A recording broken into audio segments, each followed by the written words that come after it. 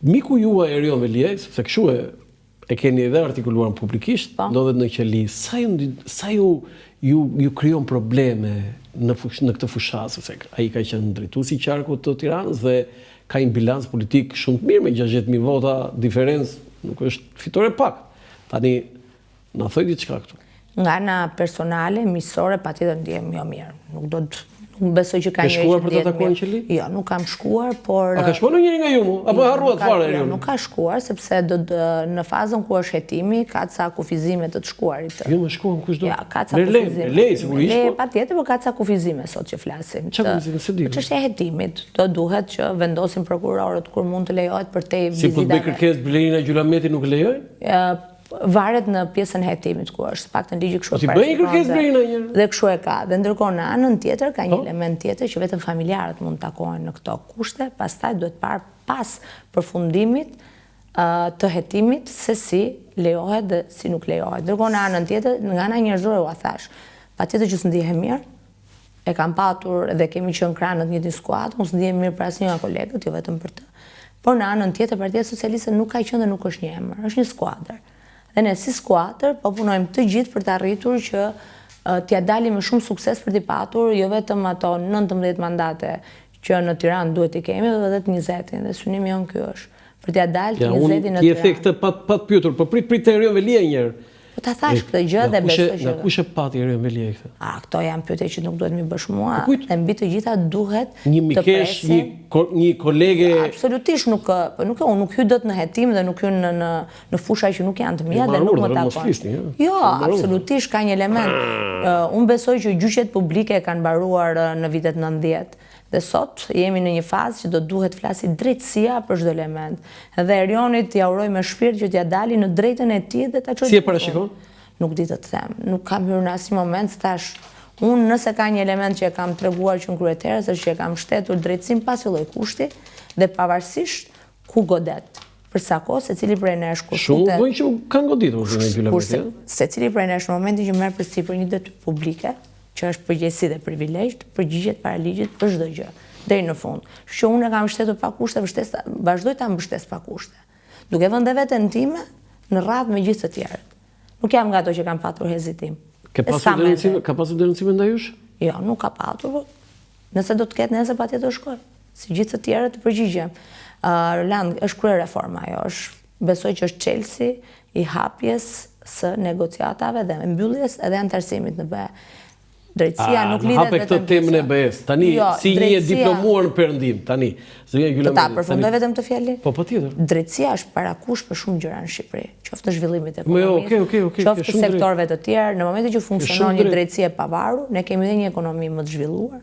Kemi një vend që edhe investimet e huaja mund të vazhdojnë, rritja ekonomike, rriten standardet automatikisht dhe ajo nga plagët që ne kemi, që largimi i shqiptarëve, pastaj kthehet në zgjidhje nëpërmjet edhe funksionimit të rritjes standardeve në Shqipëri. Tani, ju përmendët këtë të antarësimit të BE dhe keni kështu si, po themi, leitmotiv ose si simbol të fushatës tuaj që premtimi madhor është që në fakt unë nuk e kuptoj atë që ju thoni 2030-ën, këto mbarojnë 2029-ën ky mandat. Ky është një problem me që e shifrave ti. Pse s'ia thua kryeministit Zoti Rama këtu e gabim, apo s'ke shans? Sepse në mënyrën se si është hartuar gjithë programi i punës bashkë me partnerët tanë të BE-s, parashikohet 2030 për shkak të gjithë deadline-eve. Ju mund të humbisi 2029?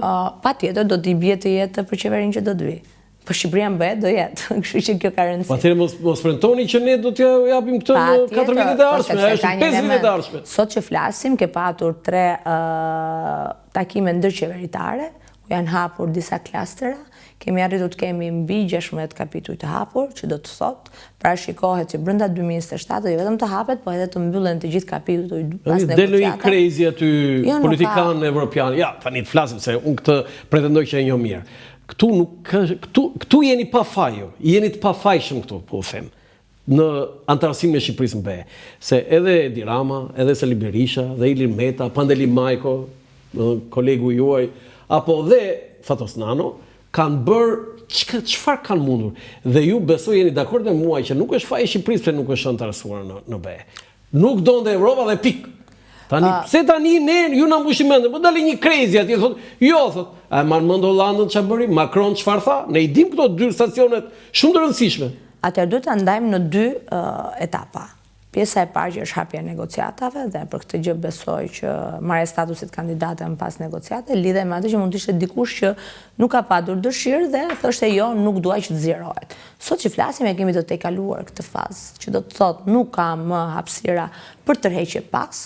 E kemi bërë planin dhe është bërë dhe diskutimi qoftë në Komitetin Politik, po ashtu edhe në Komisionin Evropian për ndarjen e Shqipërisë në një nga pengesat që ka patur ka qenë të qenit bashkë me Maqedoninë dhe sot jemi më vete, që do të thotë sot varet e gjitha nga sot është e gjitha varet nga ecuria jonë në hapje mbyllje të kapitujve dhe në ecurin që duhet kemi në të gjitha reformat që janë ndërmarrë dhe mënyrën se si duhet ne të përmbushim. Po del një holandezat që thotë 100 vizat, a tha kështu? Nuk e kemi në këtë fazë, tani jemi në fazën që të 27 qeverit duhet ta miratojnë parlamentin e tyre.